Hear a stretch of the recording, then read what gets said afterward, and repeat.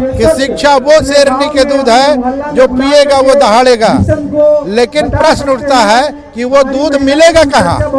बिल्कुल, वो दूध कहाँ मिलेगा? ये जो पढ़े लिखे लोग हैं उनको खोज के बताना। अगर हम पूछे कि संत रविदास की डिग्री क्या है तो नहीं बता पाएंगे, संत कबीर की डिग्री क्या है तो नहीं बता पाएंगे। लेकिन वो पढ़े थे समाज को, वो पढ़े लिखे थे, और ये लोग लिखे पढ़े लोग हैं जिन पे बाबा साहब ने कल्पना किया कि ये पढ़ लिख लेंगे तो समाज की बेहतरी हो जाएगी। ये लिखे पढ़े लोग, ज्यादातर लोग वो हैं जो घरों में कुरीतियों को खत्म नहीं कर पाते हैं, वो मंचों पे भाषण देने आते हैं। ये आपका प्रश्न बिल्कुल माकूल है कि वो पढ़े लिखे लोग अपने घर को नहीं सुधारते हैं। वो चाहते हैं कि मंच से बोल दिया जाए, मेरा नाम बढ़ जाए और उस नाम से मुझे कहीं टिकट मिल जाए, नौकरी के बाद फिर टिकट मिल जाए, फिर मैं विधायक बन।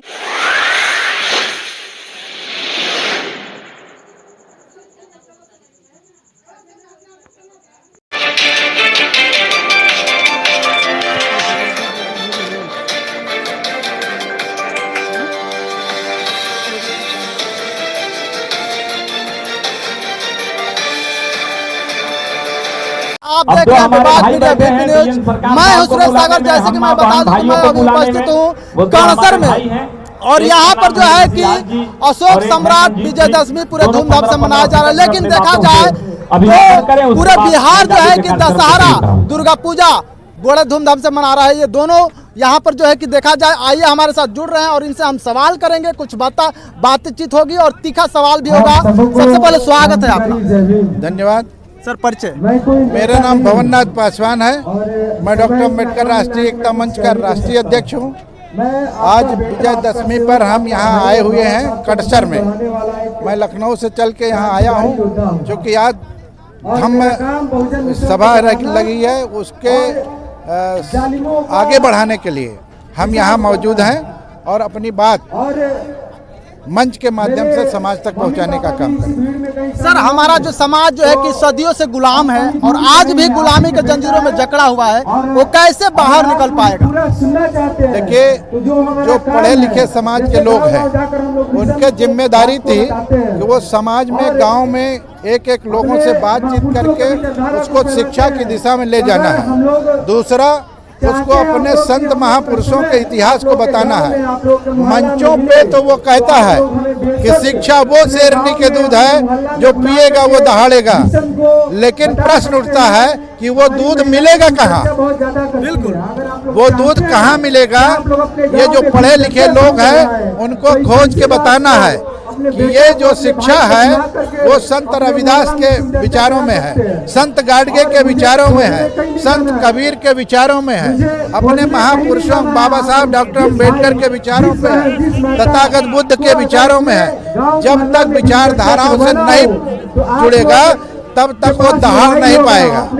तमाम लोग IAS बने, तमाम लोग डॉक्टर बने, तमाम लोग इंजीनियर बने, लेकिन ये दुपक के अपने जीवन को चलाते हैं, दहाड़ के जीवन नहीं चलाते हैं। इसलिए ऐसे शिक्षा की जरूरत है जो दहाड़े, और वो शिक्षा सिर्फ अपने संत महापुरुषों के विचारधारा में। लेकिन बाबा साहब ये भी कहे थे कि हमें पढ़े लिखे लोगों ने ही धोखा दिया और आज भी दे रहा है। जो अनपढ़ गवार है उनको बताने पर वो तो समझ जाता है, लेकिन जो पढ़े लिखे हैं वो कहते हैं कि हमसे ज्यादा आप ही तेज हैं। क्या कहिएगा उनके बारे में? असल में बाबा साहब ने इन पढ़े लिखे लोगों की बात कही थी। आवाज नहीं आ रहा है, थोड़ा उनको इस देश का मालिक बनना था, लेकिन वो पढ़ने लिखने के बाद वो नौकर बन गए और नौकरों की हिम्मत नहीं है कि वो अपने समाज को उठा ले। वो अपने परिवार को सीमित दायरे में उठाना चाहते हैं और इसीलिए ये समाज आगे डेवलप नहीं हुआ। बाबा साहब ने कहा था कि एजुकेट देन ऑर्गेनाइज। लेकिन ये जो लिखे पढ़े लोग हैं, पढ़े लिखे नहीं, लिखे पढ़े लोग जो, दोनों में अंतर क्या है सर? आप पढ़े लिखे और लिखे पढ़े में दोनों में अंतर क्या है? दोनों में अंतर बहुत अच्छा आपने पूछा कि दोनों में अंतर क्या है। दोनों में अंतर ये है कि हमने जो भी डिग्री लिया है वो पढ़ के लिया है, तो हम पढ़े लिखे लोग हैं। जो पढ़ के लिखा है, जो किताबों में लिखा था उसको पढ़ने वाला, वो लिखा है उसको पढ़ लिया। जो लोग पढ़े नहीं थे वो समाज में भ्रमण करके, समाज में जाके समाज के कुरीतियों को उन्होंने पढ़ा। अगर पढ़ा है तो उन्होंने लिखवाया भी है। अगर हम पूछे कि संत रविदास की डिग्री क्या है तो नहीं बता पाएंगे, संत कबीर की डिग्री क्या है तो नहीं बता पाएंगे। लेकिन वो पढ़े थे समाज को, वो पढ़े लिखे थे, और ये लोग लिखे पढ़े लोग हैं जिन पे बाबा साहब ने कल्पना किया कि ये पढ़ लिख लेंगे तो समाज की बेहतरी हो जाएगी। ये लिखे पढ़े लोग, उनके लिए क्या कहिएगा जो मंचों से तो बहुत बड़े बड़े भाषण देते हैं, लेकिन घर में देखा जाए तो वही मनवादी विचार के जो है कि चलते हैं, उसी मनवादी विचार पर चलते हैं वो लोग। बहुत सारे लोग जो है कि हमने देखा है कि मंचों से बड़े बड़े भाषण देते हैं, लेकिन घरों में वही मनवादी विचार के जो है कि धाराओं पर चलते हैं। ज्यादातर लोग वो हैं जो घरों में कुरीतियों को खत्म नहीं कर पाते हैं, वो मंचों पे भाषण देने आते हैं। ये आपका प्रश्न बिल्कुल माकूल है कि वो पढ़े लिखे लोग अपने घर को नहीं सुधारते हैं। वो चाहते हैं कि मंच से बोल दिया जाए, मेरा नाम बढ़ जाए और उस नाम से मुझे कहीं टिकट मिल जाए, नौकरी के बाद फिर टिकट मिल जाए, फिर मैं विधायक बन जाऊं, फिर मैं सांसद बन जाऊंगा। हमने नौकरी छोड़ी है 1,10,000 की, भारत सरकार की नौकरी छोड़ी, सिर्फ अपने समाज के जो दबे कुचले पिछड़े लोग हैं उनको अपने बराबर उठाने का काम करेंगे। अगर यही लिखे पढ़े लोग अगर ये विचारधारा बना लिए होते तो बाबा साहब रोए ना होते। जो आगरा के फील्ड में बाबा साहब ने रोया कि ये पढ़े लिखे लोगों ने हमको धोखा दिया, उनको रोना न पड़ता। उन्होंने कहा था कि मेरे समाज में कुछ डॉक्टर, कुछ इंजीनियर, कुछ वकील बन जाएंगे तो समाज की बेहतरी हो जाएगी। लेकिन ये अपने घर को बेहतर बनाने लगे, समाज को इन्होंने पूछा तक नहीं, इसलिए समाज जहाँ के तहाँ पड़ा है और ये निकल गए। सर, हमारे दर्शक लोग जानना चाहेंगे कि आज जो है कि पूरा बिहार दशहरा मना रहा है, दुर्गा पूजा मना रहा है, और यहाँ पर जो है कि देखा जाए तो अशोक सम्राट विजयदशमी मनाया जा रहा है, यानी कि दोनों में सच्चाई किस तरफ झुकती है, ये हमारे दर्शक लोग जानना चाहेंगे। सच्चाई तो धम्म की ओर जाना है, धम्म की ओर सच्चाई जाना है और धर्म की ओर नहीं जाना है। धर्म में पाखंड है, झूठ है, व्यभिचार है धर्म में, और धम्म में सत्यता है। धम्म पाली भाषा है, धम्म का मतलब होता है सत्य से, एब्सोल्यूट ट्रुथ, एब्सोल्यूट ट्रुथ। धम्म को सही रास्ते पे ले जाने के लिए पाली भाषा पढ़ना होगा। अब धम्म को धर्म के रूप में प्रचार करेंगे तो निश्चित रूप से अंधकार हो जाएगा। इसलिए बौद्ध धर्म के जो परिकल्पना है वो सत्य की ओर ले जाना चाहता है। बुद्ध का मतलब भगवान से नहीं है, बुद्ध का मतलब ज्ञान से है, जिसको व्यभिचार है धर्म में, और धम्म में सत्यता है। धम्म पाली भाषा है, धम्म का मतलब होता है सत्य से, एब्सोल्यूट ट्रुथ, एब्सोल्यूट ट्रुथ। धम्म को सही रास्ते पे ले जाने के लिए पाली भाषा पढ़ना होगा। अब धम्म को धर्म के रूप में प्रचार करेंगे तो निश्चित रूप से अंधकार हो जाएगा। इसलिए बौद्ध धर्म के जो परिकल्पना है वो सत्य की ओर ले जाना चाहता है। बुद्ध का मतलब भगवान से नहीं है, बुद्ध का मतलब ज्ञान से है, जिसको सिद्धार्थ ने प्राप्त किया, और प्राप्त करते ही ये बुद्ध हो गए। जैसे आप पत्रकार हैं, आप पत्रकार कब हुए? जब पत्रकारिता में पारंगत हो गए तो आपको लोग पत्रकार साहब कहने लगे। अगला वकील कैसे हो गया? जब उसने LLB कर लिया तब वकील साहब हो गए। जज साहब कैसे हुआ?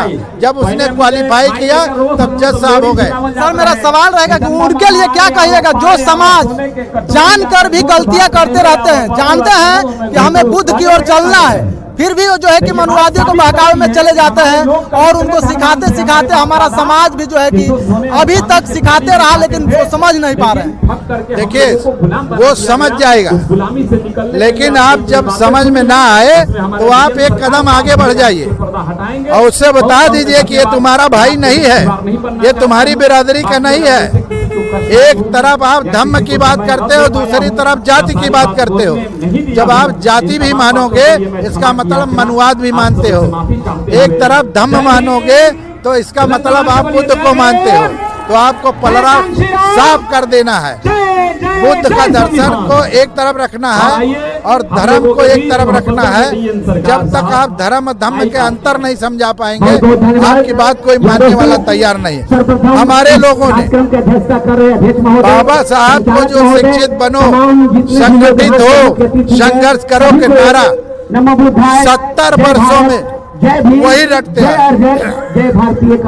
डॉक्टर अंबेडकर राष्ट्रीय एकता मंच ने इसको सही ढंग से एक्सप्लेन करने का काम किया। बाबा साहब डॉक्टर अम्बेडकर ने कहा एजुकेट, शिक्षित करो, शिक्षित बनो और शिक्षित करो।